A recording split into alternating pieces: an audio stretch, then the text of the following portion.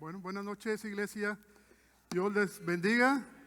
Me da mucho gusto poder estar esta noche aquí con ustedes compartiendo la palabra de Dios. Y pues quiero agradecerle a nuestros pastores por la oportunidad y el privilegio que nos dan de poder estar en este lugar esta noche. Pues estamos contentos porque estamos viviendo tiempos gloriosos, tiempos llenos de la presencia de Dios. Y esto, iglesia, va a ir en aumento. Esto ya no se va a detener. Dios nos está llevando a un nuevo nivel en la presencia de Dios, porque Él quiere que empecemos a experimentar esta presencia donde fluye la sanidad, donde fluye la provisión sobrenatural. La presencia de Dios está entre nosotros esta noche y va a tocar nuestras vidas. Solamente vamos a disponer nuestros corazones para ser receptivos a lo que Dios quiere hacer entre nosotros. Esa dulce presencia es la que todos necesitamos, porque es la que va a transformar todo aquello que necesita nuestro ser. Cualquier cosa que necesitemos en la presencia de Dios va a ser cambiada. ¿Qué es lo que tú necesitas esta noche? Aquí hay una respuesta de parte de Dios. Está el río de Dios fluyendo para traer libertad a los cautivos, para traer sanidad a los enfermos, para traer paz a los corazones afligidos, para traer consuelo, para traer libertad, para traer prosperidad, para traer ánimo a aquellos que están decaídos, y para tomarnos de la mano y para seguir adelante, porque hay un propósito para cada uno de nosotros que Dios quiere llevar a cabo. Quiero que me acompañes en esta breve oración que quiero hacer antes de empezar a compartir la palabra que Dios me ha dado para compartir esta noche. Padre, gracias por tu presencia entre nosotros. Espíritu Santo, ponemos este tiempo en tus manos. Manifiesta tu gloria en medio de nosotros, Señor, con prodigios, con señales, con milagros, con maravillas, Padre. Muévete con libertad, Padre. Gracias porque esta noche, Señor, veremos manifiesta, Señor, esa gloria tuya, Padre. Esa gloria que nos transforma y que nos cambia, Padre. Gracias porque tú pones, Señor, en mi boca el mensaje que he de hablar, Padre. Gracias porque, Señor, en esta noche solo Cristo es glorificado, Padre. En el nombre de Cristo Jesús, amén. Bueno, iglesia, pues en este tiempo estamos viviendo tiempos difíciles. La iglesia está viviendo tiempos difíciles. La iglesia somos nosotros, como tú sabes. Jesús en Juan 16:33 lo dijo de esta manera. Dice: estas cosas os he hablado para que en mí tengas paz. Dice: en el mundo tendréis aflicción, pero no se quedó ahí. El Señor dijo: pero confiad. ¿Pero qué? Confiad. Yo he vencido al mundo. Y esta noche Dios nos quiere recordar dos cosas muy importantes. La primera de ellas es que el poder de Dios para vencer cualquier situación ya ha sido depositado en cada uno de nosotros. El poder de Dios para vencer cualquier situación por la que tú estás pasando en este momento ya está depositado dentro de ti, dentro de mí. Ya está aquí adentro. Y la segunda cosa que Dios quiere recordarnos esta noche es que su presencia nos acompañará todos los días en donde quiera que nosotros vayamos. No estamos solos. La presencia de Dios va con nosotros a donde nosotros vamos, y en todo momento se hace manifiesta en nuestras vidas. El mensaje que hoy quiero compartir con ustedes de parte de Dios se titula: la presencia de Dios transforma nuestra vida. La presencia de Dios transforma nuestra vida. Y quiero que me acompañes, si traes tu Biblia, quiero que la abras en el libro de Éxodo. Vamos a leer el capítulo 33 el versículo 15. No sé, los que traigan Biblia, ¿verdad? Porque ahorita ya todos traemos celulares y iPad y cosas de esas. Pero bueno, dice Éxodo 33:15. Y Moisés respondió: si tu presencia no ha de ir conmigo, no me saques de aquí.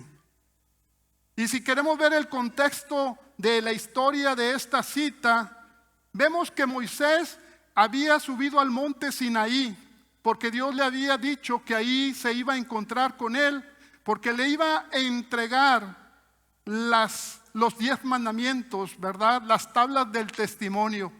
Entonces Moisés subió al monte Sinaí y el pueblo de Israel se quedó acá abajo, ¿verdad? Y dice que pasaba el tiempo y Moisés no regresaba. Y entonces hubo inquietud en el pueblo de Israel. Y le dijeron al sacerdote Aarón, que era el sacerdote, le dijo: haznos dioses para que nosotros los sigamos. Y entonces todo el pueblo empezó a traer oro, empezó a traer cosas para que pudieran hacer un dios, ¿verdad? Entonces el sacerdote Aarón lo que hizo fue que hizo un becerro de oro. Y luego todos se regocijaron, se puso un altar y eso molestó mucho a Dios. Mientras Moisés estaba platicando con Dios, Dios le dice a Moisés: regresa porque el pueblo ha hecho locamente. Y entonces el pueblo de Israel había estado avanzando con Dios durante el desierto, camino a la tierra prometida. Había visto milagros, había visto señales, había visto prodigios, había visto la mano de Dios en todo momento. Pero entonces Dios le dice a Moisés que él quería eliminar al pueblo, que él quería terminar con él, y Moisés interviene, intercede por él, y Dios dice: bueno, no lo voy a exterminar, pero yo ya no voy a ir contigo. Mandaré un ángel que los acompañe de aquí en adelante. Mi presencia ya no irá con ustedes. Y es en esta cita donde Moisés le dice a Dios: si tu presencia no ha de ir conmigo, no nos saques de aquí. Moisés comprendía lo importante que era contar con la presencia de Dios. Y aquí vemos en este versículo un clamor hacia Dios de un corazón que anhelaba esa presencia de Dios y que no quería que se apartara de ellos. Moisés no estaba pidiéndole solo a Dios que estuviera con ellos, sino que Moisés reconocía que todo lo demás carecería de sentido si la compañía de Dios no estaba con ellos. Aún la promesa de la tierra prometida, las victorias sobre los enemigos, la provisión sobrenatural del pan y también del agua, todo esto quedaba en segundo término si Dios no los acompañaba. Moisés comprendía que la verdadera bendición no era poseer esa tierra prometida que Dios les había dicho, sino que la verdadera cosa importante era la cercanía de caminar junto con Dios todos los días y tener esa compañía, esa amistad con Él. Cuando Moisés le dice a Dios: si tu presencia no va conmigo, no nos saques de aquí, está reconociendo Moisés que no es el destino a donde vamos o la meta lo más importante, sino que lo más importante es tomarnos cada día de la mano de nuestro Dios y caminar con Él.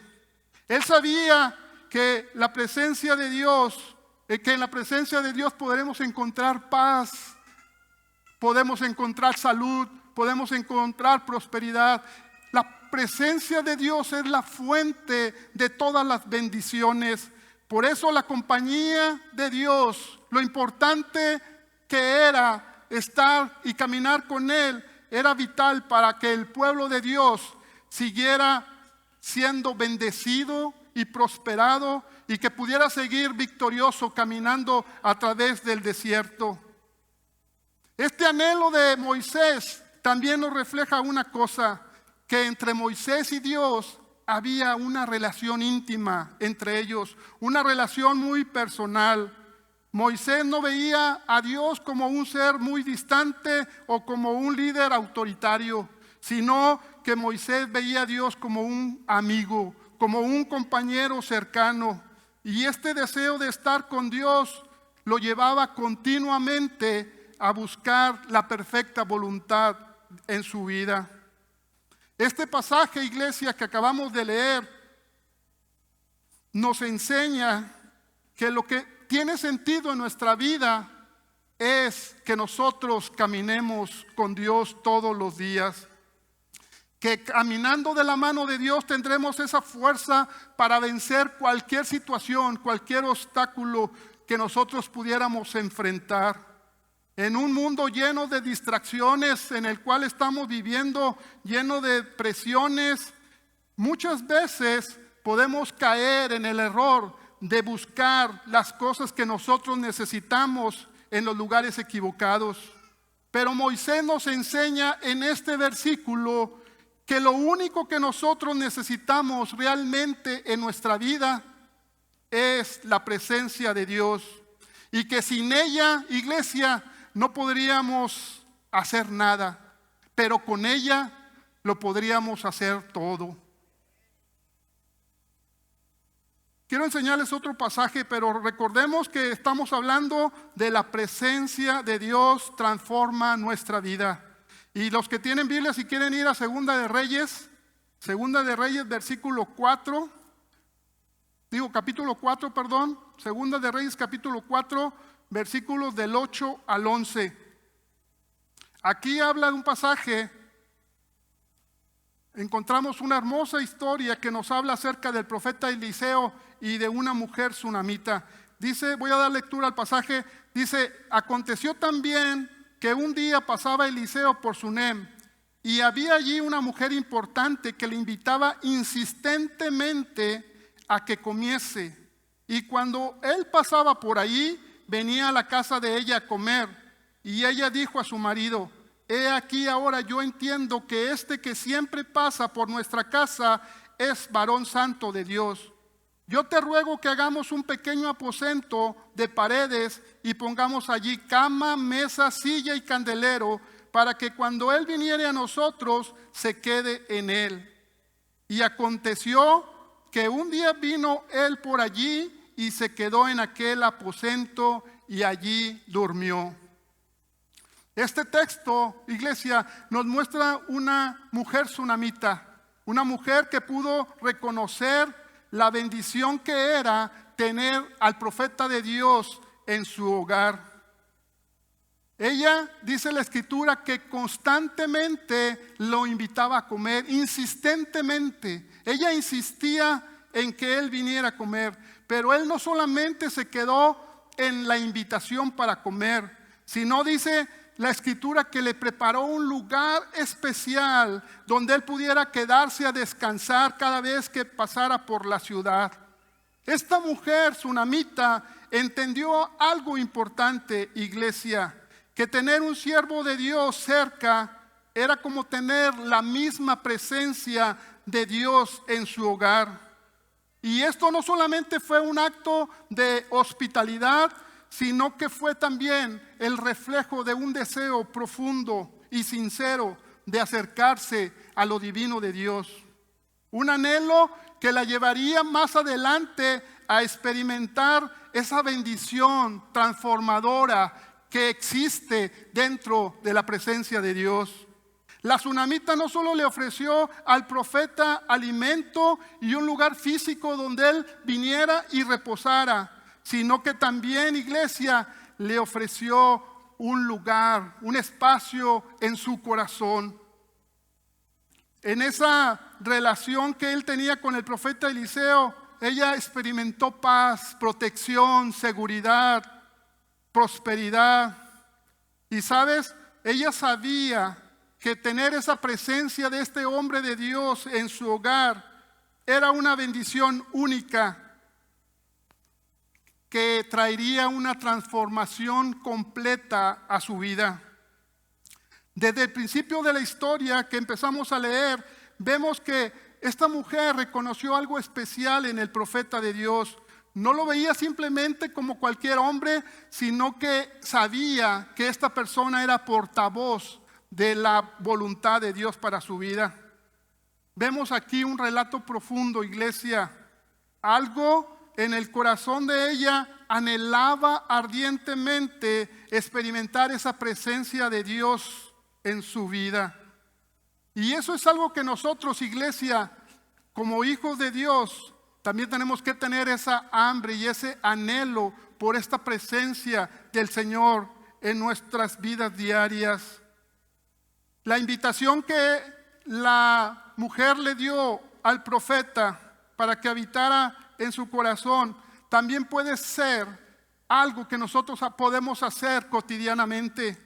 Nosotros también, iglesia, tenemos la oportunidad cada día de poner en medio de todas nuestras actividades diarias y de nuestras ocupaciones, abrir un espacio para ofrecerle al Espíritu Santo un lugar donde podamos tener con Él una relación de amistad, en donde podamos tener dentro de toda nuestra agenda o nuestra rutina diaria un espacio para poder disfrutar esa presencia de nuestro Dios. ¿Qué mejor, iglesia, que podemos hacer que empezar cada día invitándole al Señor para que tome control de todo lo que vamos a hacer en este día? ¿Qué mejor, iglesia, poner en las manos de nuestro Dios nuestras vidas y la vida de nuestros seres queridos cuando nosotros nos levantamos de nuestra cama? Y qué mejor dejar en Él las cargas, los problemas y las dificultades, sabiendo que solamente en Él hay respuesta y que en nuestras fuerzas y en nuestras propias habilidades no podremos jamás tener victoria sobre ello. Más adelante en el relato, no lo leímos, pero más adelante vemos cómo esa presencia en la casa de esta viuda, en la casa de la mujer sunamita, trajo una bendición sobrenatural a ella. El profeta de Dios la bendijo, oró por ella y ella tuvo un bebé. O sea, un bebé que probablemente estuvo anhelando durante mucho tiempo y no lo había podido tener. Pero al tener esa presencia de Dios en su hogar, se desataron bendiciones. Y la más grande que ella recibió fue la vida de un hijo. Por eso, iglesia, es que nosotros necesitamos siempre anhelar esa presencia. Porque cuando la presencia de Dios se hace manifiesta, todo lo que tú necesitas se hace realidad. Y te quiero un tercer pasaje también rápido porque sé que el tiempo es corto. En 2 de Samuel, capítulo 6, versículos 10 al 12, nos habla acerca de un personaje que se llama Obed-Edom. Este personaje no era ni siquiera parte del pueblo de Dios. Era un filisteo, era una persona que no tenía ni siquiera pacto con el Dios de Israel. Dice 2 de Samuel 10:12 que en un momento la presencia de Dios llegó al hogar de esta persona. Leamos 2 de Samuel 6, versículos 10 al 12. Dice la escritura: de modo que David no quiso traer para sí el arca de Jehová a la ciudad de David, y la hizo llevar David a casa de Obed-Edom Geteo. Y estuvo el arca de Jehová en casa de Obed-Edom Geteo 3 meses. Y bendijo Jehová a Obed-Edom y a toda su casa, y fue dado aviso al rey David diciendo: Jehová ha bendecido la casa de Obed-Edom y todo lo que tiene a causa del arca de Dios. Entonces David fue y llevó con alegría el arca de Dios a casa, y llevó con alegría el arca de Dios de casa de Obed-Edom a la ciudad de David. Aquí nos narra, como les decía, este hombre ni siquiera pertenecía al pueblo de Dios. Sin embargo, David, no dice la escritura por qué, llevó el arca del pacto a la casa de Obed-edom. El arca del pacto representaba la presencia de Dios en aquel entonces. Donde quiera que iba el pueblo de Israel, llevaban el arca del pacto delante de él. Si peleaban contra el enemigo, llevaban el arca del pacto, porque sabían que llevando la presencia de Dios, que estaba representada por el arca del pacto, tenían asegurada la victoria. Pero en una de las batallas, el pueblo de Israel perdió la batalla y la arca fue sacada, ¿verdad? Fue sacada y fue llevada, y luego David la recuperó. Pero aquí hablamos de que David llevaba el arca a la ciudad de David, y en el camino los bueyes tropezaron y el arca quiso caer. Y una de las personas que iban cuidando el arca para que no se cayera, la quiso sujetar con su mano y en el mismo momento quedó muerto. Y esto le dio temor a David de seguirla llevando, y por eso fue que él dijo: mejor la llevamos a casa de Obed-edom. Y es aquí donde les quería comentar que Obed-edom ni siquiera sabía que un día en especial iba a llegar esa arca del pacto a su casa. Nadie le había comentado, nadie le había informado que iba para allá el arca del pacto. Solamente fue un encuentro fortuito e inesperado para él de la gloria de Dios en su hogar. El arca del pacto llegó a la casa de Obed-edom porque así le agradó a Dios. O sea, porque así le plació a Dios. Dios escogió a Obed-edom para bendecirlo. Dios lo escogió para que hubiera en su casa bendición y prosperidad. A Dios le plació salvar a Obed-edom y a toda su familia. Aunque nadie conocía a Obed-edom, aunque nadie sabía de él, Dios tenía un plan para su casa, para su familia. Y lo que quiero que veas aquí, iglesia, es que cuando la presencia de Dios se manifiesta, no importa el lugar donde estén ni las personas que estén, la presencia de Dios transforma y cambia todo lo que está en ese lugar. Dice la palabra que en 3 meses Obed-edom y su familia y su casa fueron bendecidos. En esos 3 meses que estuvo el arca del pacto ahí, hubo bendición grande sobre ellos. Pero algo que te quiero decir es que Obed-edom empezó a reconocer que esa arca del pacto, esa presencia de Dios en su casa, estaba trayendo una transformación. Había estado dando ahora sentido y dirección a la vida de Dios. Y llegó un momento en que David, cuando le contaron que la casa de Obed-edom estaba bendecida, se fue rápidamente a recogerla.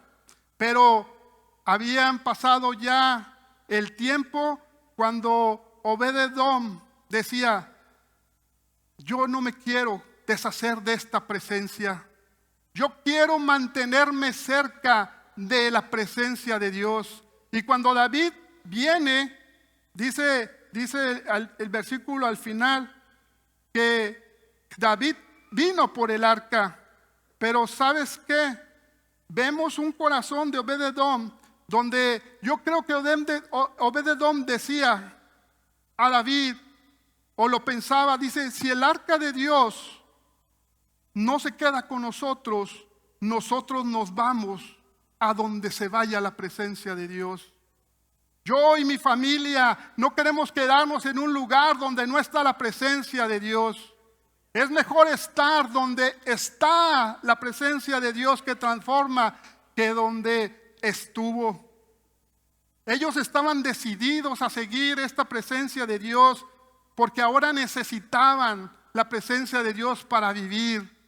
Porque esa presencia de Dios había transformado sus vidas, los había cambiado, los había cautivado, los había enamorado.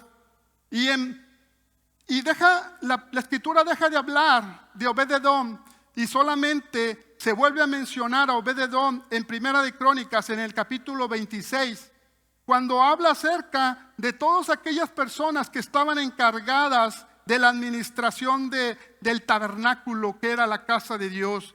Y ahí vemos que entre la lista que se describe en el versículo, en Primera de Crónicas 26:4, aparece con letras grandes: los hijos de Obed-edom. También los hijos de Obed-edom fueron fueron nombrados encargados de administrar parte de la casa de Dios. Esta familia que ni siquiera estaba, como les decía al principio, ni era parte del pueblo de Dios, mucho menos de la tribu que era la encargada de administrar el tabernáculo, que era la tribu de Leví. Pero esta presencia los cautivó de tal manera que ellos dejaron todo lo que tenían, sus casas, todo lo que sus posesiones, y se fueron en pos de la presencia de Dios. Y por eso pudieron entrar, porque a Dios le agradó esa pasión que ellos tenían por su presencia, y pudieron entrar y pudieron ser administradores de la casa de Dios. Ellos pudieron ser parte de esta gloriosa servicio que ahora habían quedado para siempre sellados, cautivados y marcados por esa gloriosa presencia. Ahora, iglesia, te quiero decir algo muy importante y quiero que pongas mucha atención en esto que te voy a decir. Desde el principio de la creación, Dios ha hecho una promesa maravillosa a todos nosotros. Una promesa que Él ha prometido que todos los días estaría con nosotros. Josué 1:9 dice: mira que te mando que te esfuerces y seas valiente. No temas ni desmayes, porque tu Dios estará contigo en donde quiera que tú vayas.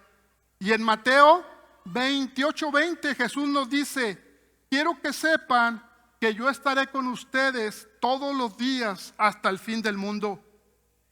Estas palabras nos traen consuelo y nos traen fortaleza, porque sabemos que en todo momento, en cualquier desafío, en cualquier dificultad, el Señor estará con nosotros.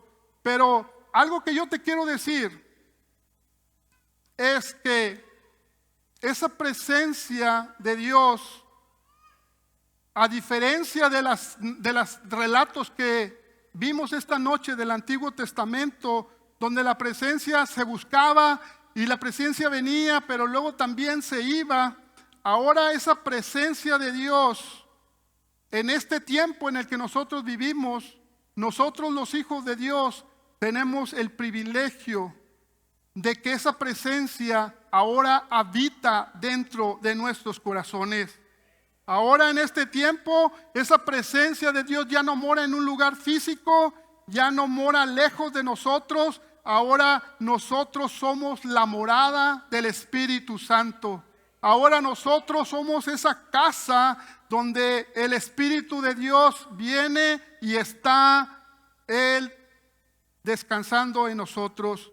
Primera de Corintios 6:19 dice: ¿acaso no sabéis que vuestro cuerpo es templo del Espíritu Santo, quien está en vosotros, el cual habéis recibido de Dios y que no sois vuestro? Dios ha decidido, iglesia, habitar entre nosotros, dentro de nosotros, y hacer de nuestro cuerpo su morada. Ahora lo que nosotros necesitamos hacer, iglesia, es agitar el Espíritu de Dios que ya ha sido impuesto dentro de nosotros, para que esta presencia y esta gloria que vive dentro de nosotros sea manifestada en todas las áreas de nuestra vida. El poder de Dios, iglesia, ya ha sido depositado en ti y en mí. Y como hijos de Dios, ahora tenemos ese poder y tenemos también esa autoridad para ver la gloria de Dios manifestada en nuestras vidas en todo momento. Pero necesitamos estar conscientes, iglesia, de que ahora nosotros somos portadores de esa gloria transformadora. Necesitamos estar conscientes, iglesia, y reconocer y entender que la presencia de Dios ahora está a nuestro alcance todos los días y que lo que nosotros necesitamos solamente debemos extender nuestras manos de fe, con fe, y tomar todo lo que ya nos pertenece. La Biblia está llena de promesas, la Biblia está llena de bendiciones para los hijos de Dios. Y nosotros como hijos de Dios lo que tenemos que hacer es tomarlos en nosotros y arrebatarlos con fe. Obtenerlos mediante la fe y movernos en ello para que se haga manifiesto en nuestras vidas y pueda haber una transformación en nosotros. Y este poder, iglesia, no solamente es para cuando tenemos necesidades o cuando nos sentimos débiles. Este poder nos capacita para enfrentar cualquier lucha, cualquier situación por la que tú estás pasando, cualquier enfermedad, cualquier problema económico, cualquier problema en tu matrimonio. Y sabes, mientras estaba ahí sentado y Alan estaba cantando, Dios me dijo que esta noche hay un río fluyendo de su presencia en este lugar. Hay un río de bendición esta noche entre nosotros que viene a sanarnos, que viene a liberarnos, que viene a prosperarnos, que viene a bendecirnos.